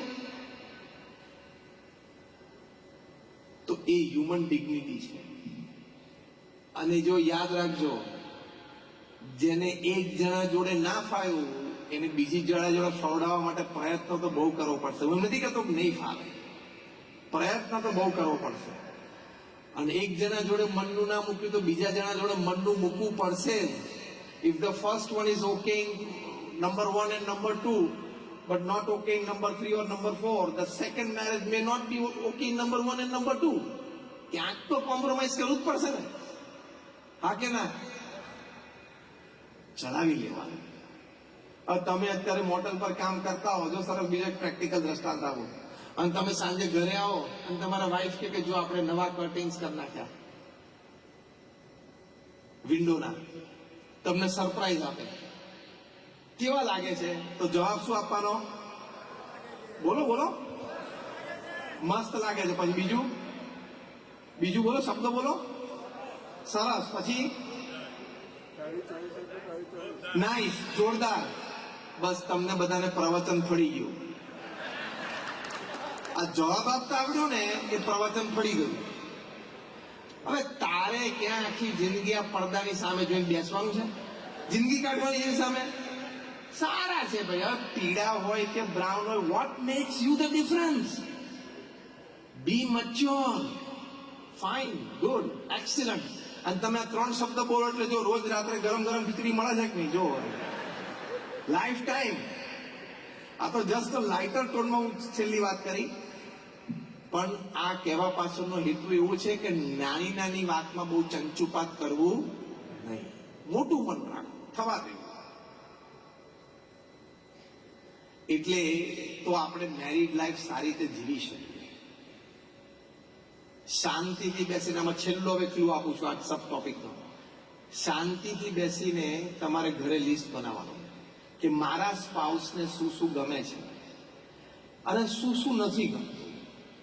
બીજું, મારા સ્પાઉસને મારી કઈ કઈ આદત ગમે છે અને મારી કઈ કઈ આદત અથવા વિચારો એને કદાચ નથી ગમતા એવું મને લાગે છે, અથવા કોઈક વખત સ્પષ્ટ કીધું છે કે મને નથી ગમતું, અથવા નથી કીધું પણ મને એને ફેશિયલ એક્સપ્રેશન પર લાગ્યું કે એને નહીં ગમતું હોય. એનું લિસ્ટ બનાવવાનું. છૂટાછેડા થાય તો કોર્ટમાં લોયર પાસે લિસ્ટ બનાવવું પડે, પ્રોપર્ટીનું, બીજું ત્રીજું. અમે તો આટલા તોલા આપ્યું હતું, પછી આમ કર્યું હતું, આનું આમ કર્યું હતું. એની કરતા અત્યારે આ લિસ્ટ બનાવો પેલા, તો પેલું બચી જશે. અને એ લિસ્ટ બનાવીને ફોકસ કરો કે my spouse doesn't like this area of mind, I need to work on this area. For example, તમારા સ્પાઉસને કોઈ એક્સ પ્રકારનું ડિસ્કશન નથી ગમતું. ફોર એક્ઝામ્પલ પોલિટિક્સ, દ્રષ્ટાંત આપું છું કે તમને પોલિટિક્સમાં રસ છે અને તમારા સ્પાઉસને પોલિટિક્સમાં રસ નથી, અથવા એને નથી ગમતું. બને ને, ચોઇસીસ હોય છે. તો તમારે નક્કી જ કરી નાખવાનું તમારા સ્પાઉસની હાજરીમાં પોલિટિક્સની વાત કાઢવાની જ નહીં. શું ફેર પડે છે તમને? ઓફિસમાં જાઓ ત્યારે કોઈ તમારા જેવો પોલિટિક્સનો રસ હોય ત્યારે અડધો કલાક ખેંચી કાઢો ને. આ વાત નાની છે પણ હું તમને પ્રેક્ટિકલ સમજાવું છું. આ વાત નાની છે પણ practically it can save your marriage. Practically, it can create happiness in married life. Practically, it has the power to create a strong bonding between the two. એટલે આ લિસ્ટ ઉપર બનાવી અને લિસ્ટ ઉપર કોન્સન્ટ્રેટ કરવાનું. આટલું મારે કરવાનું નથી. Smartness in communication and correspondence, the top class management guru says, people know what to do, people don't know what I'm not supposed to do, and that creates the problem. આપણને શું કરવાનું છે ખબર હોય છે, પણ શું મારે નથી કરવાનું ને, આટલું નથી કરવાનું, એની ખબર નથી ને એનો પ્રશ્ન છે. એટલે આ ઇશ્યુઝ. બીજું એક ફેમિલીમાં ધ્યાન રાખવાનું કે જો મધર ઇન લો અને ડોટર ઇન લો ના ઇશ્યુઝ તો યુનિવર્સલ છે જ, ત્યાં થોડું ફ્રિક્શન આવશે જ, પણ ત્યાં તમારે ગ્રીઝિંગનો role proper as a gentleman તમારે પ્રોપરલી પ્લે કરવાનો, જ્યુડિશિયસ બેલેન્સ રાખવાનું. પ્રમુખ સ્વામી મહારાજ એક વાત સરસ કરતા, એ પોતે કહેતા એમના શબ્દોમાં, જે અમારા ગુરુ મહંત સ્વામી મહારાજે પણ સત્સંગ દીક્ષા નવો ગ્રંથ લખ્યો છે, એ સત્સંગ દીક્ષા ગ્રંથમાં મહંત સ્વામી મહારાજે આ વાત લખી છે કે દરેક સાસુ એમ માનવું કે મારી વહુ છે, મારી દીકરી છે, અને દરેક વહુ એમ માનવું કે સાસુ સસરા મારા મા બાપ છે. એવો ભાવ રાખવો અને પોતાની જાતને રોજ કહેવું કે આ વહુ છે મારી દીકરી છે, વહુ છે મારી દીકરી, એવું બોલવું, એનો ભાવ પ્રગટ થશે તમારા અંતરમાં. એવી રીતે યંગ વાઇફે પણ બોલવાનું કે મારા mother in law, daughter in law are my parents. I have to treat them as my parents. I have to take care of them as my parents. I have to serve them as my parents. અને મહંત સ્વામી મહારાજે સત્સંગ દીક્ષા ગ્રંથમાં લખ્યું છે કે સાસુ સસરાની પણ માતા પિતાની જેમ સેવા કરવી. આ તો કામ પતી જાય પોતાના રૂમમાં જતા રહે, કામ પતી જાય બેસે નહીં. That's wrong. વહુ તરીકે સાસુ સસરા સાથે રોજ સમય કાઢીને બેસવાનો પ્રયત્ન કરવાનો છે. ખાલી કામ પૂરતું કામ નહીં કે મેં મારું કામ પતાવી દીધું, I am okay, now I have friends, I have mobile, finish, I go in my room. Bonding જ નહીં થાય.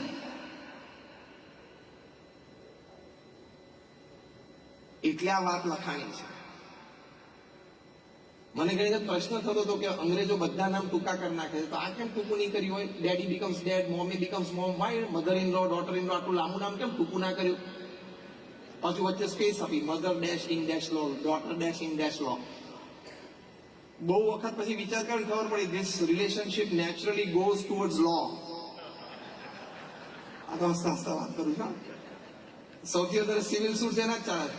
પછી બીજો વિચાર આવ્યો, father becomes father in law, mother becomes mother in law, daughter becomes daughter in law, son becomes son in law, brother becomes brother in law, sister becomes sister in law, wife never becomes wife in law. કેમ ખબર છે? She is the law. એને મત થાય ઘરમાં હવે હું જ લો છું. ભાઈ આ વડીલો ઘરમાં બેઠા છે, તારો વારો આવશે, હજી 30 વર્ષ તું રાહ જો, હજી 30 વર્ષ રાહ જો, પછી ઘરમાં તારા હાથમાં ચાવી આવશે, ઓથોરિટી આવશે. તારી માં તને પિયર માંથી ચડાવે કે આવી રીતે ચાવી લેવાય, એમાં ચડી ના જઈશ, તારી જિંદગી બગડશે.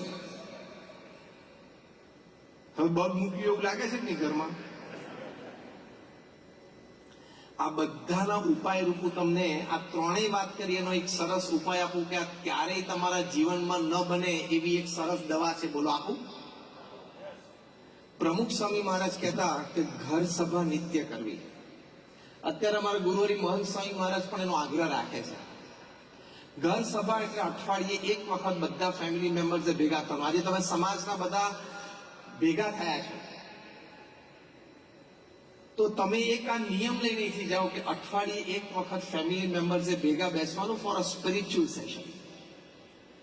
ટીવી શો જોવા માટે કે ડિનર માટે ભેગા થતા હોય સારી વાત છે, પણ સ્પિરિચ્યુઅલ સેશન, ઘર સભા, પ્રમુખ સ્વામી મહારાજની આ પૃથ્વી પર સૌથી મોટી ભેટ હોય તો એ ઘર સભા છે. એટલે શું? અડધો કલાક માટે સાથે બેસવાનું. પ્રથમ 5 મિનિટ ભગવાનનું નામ સ્મરણ કરવાનું, બીજી 10 મિનિટ આપણે રામાયણ છે, મહાભારત છે, શ્રીમદ ભગવદ્ ગીતા છે, એવા ગ્રંથ થોડા વાંચવાના, વારાફરતી બધા વાંચે. ત્રીજું, છેલ્લે 5 મિનિટ ભગવાનની આરતી કરીને છૂટા પડે, અને એ પહેલા કોને શું વાત ગમે એની થોડીક ચર્ચા કરે. પ્રમુખ સ્વામી મહારાજ કહેતા, અને ઘર સભા પોતે એમના અનુભવ પરથી કહેતા, એમના શબ્દો છે કે ઘર સભાથી વિશ્વ શાંતિ થશે. મહંત સ્વામી મહારાજ એવું બોલ્યા છે કે ઘર સભા છે અક્ષીર ઉપાય છે, ઇટ ઇઝ ધી ઇમોર્ટલ મેડિસિન. અને અમે બીએપીએસ સ્વામિનારાયણ સંસ્થામાં લાખો પરિવારો નિત્ય ઘર સભા કરે છે. એ પુસ્તક અમે બહાર પાડ્યું છે, એમાં 100-150 પ્રસંગો અમે છાપ્યા છે, રિયલ પ્રસંગો, રિયલ લાઈફ ઇન્સિડન્ટ્સ, કે જેમાં ઘર સભા કરવાથી પરિવારમાં ભાઈ વચ્ચેના પ્રશ્નો, બાપ દીકરા વચ્ચેના પ્રશ્નો, સાસુ વચ્ચેના પ્રશ્નો એ મટી ગયા હોય. પતિ પત્ની વચ્ચેનું ફ્રિક્શન, અણમનાવ, ડાઉટ્સ, શંકાઓ પતિ પત્નીને એકબીજા ઉપર, બધું ક્લિયર ઘર સભાથી થયું છે. એવા લાખો પ્રસંગો બીએપીએસમાં બન્યા છે. તમને અત્યારે ડાયરેક્ટ કનેક્શન આ દેખાતું નથી, પણ અમે તો તમને અનુભવની વાત કરીએ છીએ. આ અનુભવથી તમને વાત કરીએ છીએ કે હકીકત છે. તમે આનો પ્રયોગ કરો. આમાં કોઈ તમારે આપી નથી દેવાનું, અમે લેવાના નથી, આ અમારી પેટન્ટ નથી, it's open in the market, anybody can use like a free app. ઘર સભા તમે ઉપયોગ કરો અને સી ધ ચેન્જ. તમે લોકો બધાએ અહીંયા 1.5 કલાક મને સાંભળવા માટે કાઢ્યો, અને અમે પણ અહીંયા આવ્યા 1.5 કલાક, તો આપણે કંઈક પ્રોડક્ટિવ એક વાત તો બનવી જોઈએ કે નહીં? બાકી બધી આપણી અન્ડરસ્ટેન્ડિંગમાં અને થિંકિંગમાં અને એક્સેપ્ટન્સમાં આવી, પણ એક પ્રોડક્ટિવ વાત as a practice, I will do it once a week, એ આ ઘર સભા છે. 100% તમારા ફેમિલીમાં ફેમિલી હેપીનેસ, ફેમિલી યુનિટી અને ફેમિલી હાર્મની આ ઘર સભાથી મેન્ટેન થાય, એટલી તાકાત આ ઘર સભામાં છે.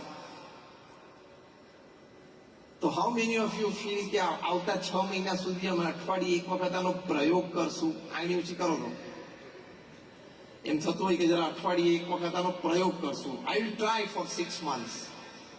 ઘણા બધા આંગળી ઊંચી કરી છે, જેને નથી કરી એની માટે તાલીઓ તો પાડો.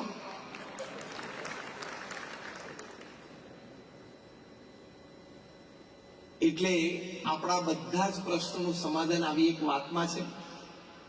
આ હું તમને બોલું છું ને શ્રદ્ધાથી નહીં, હું એક સંત છું એટલે વાત નથી કરતો. I am a man of science, I am a man of spirituality both. હું વિજ્ઞાનનો વિદ્યાર્થી છું, મેં એન્જિનિયરિંગ કર્યું છે, અને હું સંત પણ છું. એટલે હું લોજિક અને ફેથના કોમ્બિનેશનથી વાત કરીશ, ખાલી અંધશ્રદ્ધાની વાત નહીં કરું.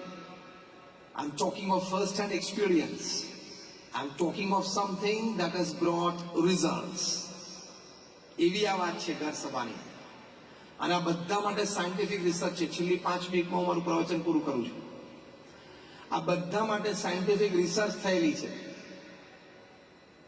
ભગવાનના નામ સ્મરણથી તમને શું લાભ થાય છે? University of Philadelphia, university of Pennsylvania, doctor Andrew Newberg, doctor H G. Koenig, હું તમને નામ આપું છું. You can go on Google and open it up. આ લોકોએ પ્રયોગ કર્યો સ્પેશિયલ સાયકોન્યુરો સોફ્ટવેરથી, કે ભગવાનનું નામ સ્મરણ કોઈ કરે એને ફિઝિકલી, મેન્ટલી, ઇમોશનલી શું લાભ થાય છે. હજારના 4 ગ્રુપ બનાવ્યા. એક ગ્રુપ, એજ ગ્રુપ હતું 4 થી 12 વર્ષના બાળકો, બીજું 12 થી 22 ટીનેજર્સ અને યંગસ્ટર્સ, ત્રીજું 22 થી 60, જે બહુધા આપણે અહીંયા બેઠા છીએ, અને ચોથું 60 અને 60 પ્લસ. સાયકોન્યુરો સોફ્ટવેર વર્ઝન 1.0 થી એ લોકો નોર્મલ પોસ્ચરમાં બેઠા હોય ત્યારે એ લોકોના બોડીના હાર્મોન્સ રિલીઝ અને એની ઇમ્પેક્ટ એ લોકોએ એમઆરઆઈ અને માઇન્ડ મેપિંગથી કરી. પછી એ લોકોને કીધું હવે ભગવાનનું નામ સ્મરણ કરો 12 મિનિટ સુધી. 8-10 વખત પ્રેક્ટિસ કરાવી, પાછા ઘરે મોકલ્યા કે હજી તમે 10 વીક પ્રેક્ટિસ કરો. પછી પાછા આવ્યા, પાછો પ્રયોગ કરાવ્યો.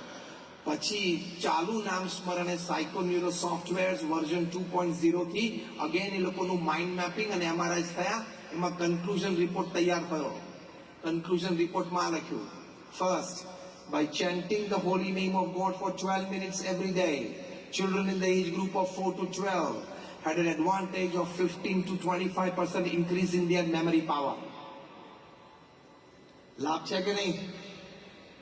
બીજી વાત લખી 12 to 22 યંગસ્ટર્સ અને ટીનેજર્સ, એ લોકોને 15 થી 25% increase in their will power and confidence, કારણ કે આ એજમાં એને વિલ પાવર ને કોન્ફિડન્સ બહુ જોઈએ. ત્રીજું એજ ગ્રુપ હતું જે બહુ આપણે અહીંયા બેઠા છીએ 22 થી 60, they had a phenomenal 20 to 25% increase in their buffer capacity, that is the capacity to absorb the shocks of life. જીવનમાં જે ઝાટકા આવતા હોય ને, ઝાટકાને સહન કરવાની શક્તિ, કે જે આવવાનો એમાં જ આવી જાય. અને 60 ને 60 થી ઉપરના ઉંમરના હતા એ લોકોએ નિત્ય 12 મિનિટ ભગવાનનું નામ સ્મરણ કર્યું. They found an increase of 20% plus in the strength of their immune system, એટલે કે રોગ પ્રતિકારક શક્તિમાં લાભ મળ્યો. એટલે ભગવાનના નામ સ્મરણથી યુનિવર્સિટી ઓફ ફિલાડેલ્ફિયામાં ડોક્ટર H.G. કોઈન અને ડોક્ટર એન્ડ્રુ ન્યુબર્ગે સાયકોન્યુરો સોફ્ટવેરથી પ્રૂવ કર્યું કે 12 મિનિટનું પણ નામ સ્મરણ હોય તો તમારો મેમરી પાવર વધે છે, તમારો વિલ પાવર વધે છે, તમારો કોન્ફિડન્સ લેવલ વધે છે, તમારી દુઃખ સહન કરવાની શક્તિ વધે છે અને તમારી રોગ પ્રતિકારક શક્તિ પણ વધે છે. તમે અત્યારે સ્વર્ગ અને મોક્ષની વાત અત્યારે આપણે દૂર રહી નથી કરવી. આ 5નો લાભ થતો હોય તો પણ ભગવાનનું નામ સ્મરણ કરવું જોઈએ કે ના કરવું જોઈએ? Yes or no? આવી તો મારી પાસે 500 વાતો છે, scientifically proved on some religious aspect. પ્રાર્થનાથી શું થાય, મંદિરે તમે દર્શન કરવા જાઓ તો શું થાય, તમે સંતની વાત સાંભળો તો શું થાય, તમે રામાયણ મહાભારત જેવા આપણા પવિત્ર ગ્રંથો ફેમિલીમાં વાંચો તો શું એડવાન્ટેજ થાય. આવી 500 રિસર્ચ સાયન્ટિફિકલી થઈ હોય, ક્લિનિકલી અને એક્સપેરિમેન્ટલી થઈ હોય, એના પેપર્સ મારી પાસે છે. એમાંથી મેં તમને એકની જ વાત કરી છે. આવા 50,000 રિસર્ચ પેપર પબ્લિશ થયેલા છે વૈજ્ઞાનિકો દ્વારા, હા, સંતો દ્વારા નહીં, બાય મેન ઓફ સાયન્સ. એટલે આપણે ખોટા દોડડાપણમાં આવીને નાસ્તિકપણામાં નહીં આવી જવાનું. ભગવાનને કોણે જોયા છે અને મંદિરની શું જરૂર છે અને આ બધું ખોટું છે અને એવા ખોટા વિચારોમાં નહીં આવી જવાનું. અને જો આવી જઈએ તો કાં તો આપણે અભણ છીએ પહેલી વાત, અને કાં તો થોડું ભણેલા છે પણ આપણને આટલી સરસ વૈજ્ઞાનિક રિસર્ચ બધી થઈ ગઈ છે એ વાતની આપણને ખબર નથી. એટલે શ્રદ્ધા રાખવાની. You walk by faith. Instant result કંઈ આવતું નથી, પણ રિઝલ્ટ આવે છે ખરું. તમે પતિ પત્ની લગ્નમાં જોડાયા ત્યારે ફૂલ લોજિકલ પ્રૂફ હતું કે છૂટાછેડા નહીં જ થાય? ટેલ મી, છૂટાછેડા નહીં જ થાય અમારા એવા ફૂલ કોન્ફિડન્સ સાથે લગ્ન કરે, આંગળી ઊંચી કરો તો કોઈ ના કરી જો. કારણ કે it's a possibility, isn't it? And you can never guarantee something on possibility. Yes or no? આમ એટલા માટે વાત કાઢી કે લગ્ન કર્યા ત્યારે પણ તમે ફેથ ઉપર ચાલેલા. બાકી ત્રીજો ફેરો પૂરો કરો, 7માંથી બંનેના મગજમાં ડાઉટ ચાલુ થઈ જાય, છૂટું થશે તો હજી મારી પાસે લાસ્ટ 1.5 મિનિટ છે ચેન્જ કરવા માટે માઇન્ડ. એવું ડાઉટ ના કરો. એ વખતે both of them walk by faith. Silver jubilee celebrate કરશું અને ગોલ્ડન જ્યુબિલી પણ કરશું, અને એ જ હોવું જોઈએ. That is positivity. અને એમ રાખ્યું તો થયું પણ ખરું ને. ત્યાં જેમ ફેથ રાખ્યો છે, વિશ્વાસ રાખ્યો છે, એમ ભગવાનમાં પણ વિશ્વાસ રાખવાનો. વિશ્વાસથી વાણ ચાલે છે. અને પૃથ્વી પર સૌથી અભણ આર્ગ્યુમેન્ટ કઈ છે ખબર છે? Most illiterate and most coward, most novice argument પૃથ્વી પર. મેં ભગવાનને જોયા નથી એટલે હું ભગવાનમાં ના માનું. આ પૃથ્વી પર સૌથી અભણ આર્ગ્યુમેન્ટ છે, સૌથી ઇગ્નોરન્ટ આર્ગ્યુમેન્ટ છે. તે આંખથી નથી જોયા, પણ ઇન્ટેલિજન્સ ઇઝ યોર થર્ડ આઈ. જોને એનાથી દેખાશે. ઇન્ટેલિજન્સથી તું જોઈ શકે છે. ત્યાં મુંબઈમાં I was talking at Taj Land and Bandra. 400 scientist બેઠા હતા, 400 વૈજ્ઞાનિકો. My topic was logic versus faith.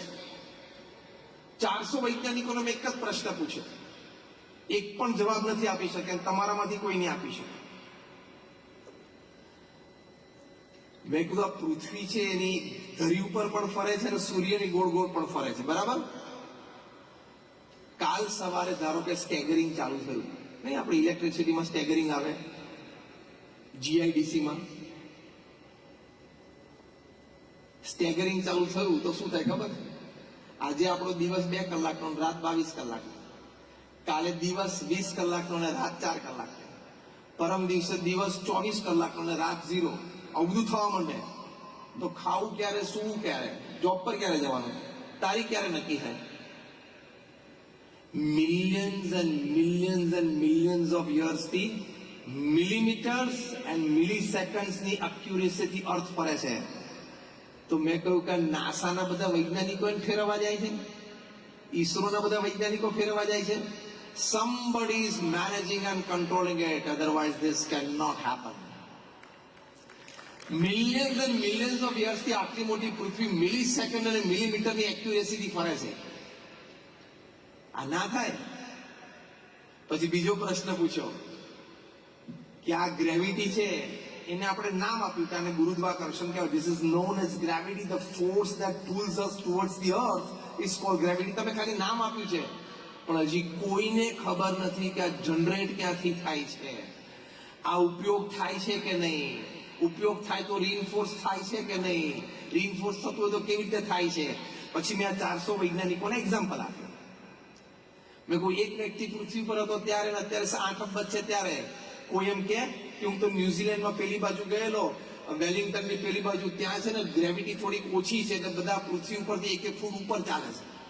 અને આ બાજુ લેટિન અમેરિકામાં એમેઝોન બાજુ ફરવા ગયેલો, ત્યાં ગ્રેવિટી વધારે તો અડધો ફૂટ પગ જમીનમાં જતો રહેતો. એવું કોઈ કહ્યું? સમાંતર ગ્રેવિટી પૃથ્વી ઉપર છે. હા કે ના? આપણે આપણા જીવનમાં 50, 60, 70 માં કોઈ અનુભવ કર્યો વધારે પણ ઓછોનો? જેટલી ઈઝથી આપણે ઇન્ડિયામાં ચાલી શકીએ છીએ, એટલી ઈઝથી અમેરિકામાં ચાલી શકીએ છીએ. આ લેટરલ ફોર્સ, પુલિંગ ફોર્સ. પછી મેં આનો પ્રશ્ન પૂછ્યો. હવે સાંભળજો, જે મુખ્ય પ્રશ્ન પૂછ્યો. I asked this scientist a very simple question. If I catch your hand and pull you, I am using energy, isn't it? હા કે ના? એનર્જીનો મેં ઉપયોગ કર્યો અને એ એનર્જી મને રીઇન્ફોર્સ ક્યાંથી થઈ? મેં ખોરાક લીધો, મેં પાણી લીધું, મેં શ્વાસ લીધો અને મેં આરામ કર્યો અને મેં વ્યાયામ કર્યો. એનાથી મારે એનર્જી રીઇન્ફોર્સ થઈ ગઈ. એમાં ગ્રેવિટી છે, એ બધાને ખેંચીને પૃથ્વી ઉપર રાખે છે, ગુરુત્વાકર્ષણ. તો એનો ઉપયોગ થઈ જાય છે, વપરાઈ જાય છે ખરી?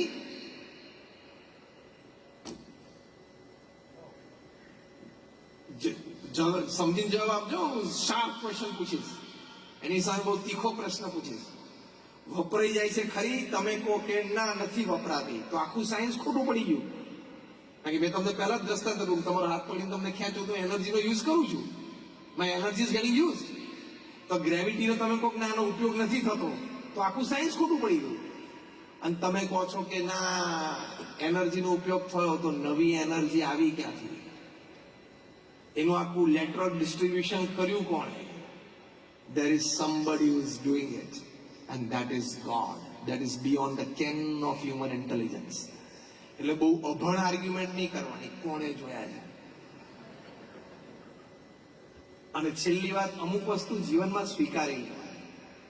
બધી જગ્યાએ લોજિક ને આર્ગ્યુમેન્ટ ને બહુ બુદ્ધિ નહીં કે I am a man of logic, I am a man of reason, I don't accept anything that doesn't satisfy my logic. એ ટોટલ ગાન પણ છે. અમુક વસ્તુ લોજિકથી સ્વીકારવાની, અમુક વસ્તુ ફેથથી સ્વીકારવાની. એનું પણ દ્રષ્ટાંત આપી દઉં તમને છેલ્લે. ક્રિકેટ કેટલા રમ્યા છો? હાથ ઊંચો કરો તો. જે ક્રિકેટ રમ્યા હોય તો ક્રિકેટ વિશે જાણતા હોય, આંગળી ઊંચી કરો ને થોડુંક પણ. બધા isn't it? હવે પ્રશ્ન પૂછું છું, જેને પણ જવાબ આવડતો હોય બોલજો. હજી સુધી મને કોઈ જવાબ આપ્યો નથી, તમે પણ કોઈ નહીં આપી શકો. પ્રશ્ન પૂછી લઉં, 3 સ્ટમ્પ કોણે નક્કી કર્યા?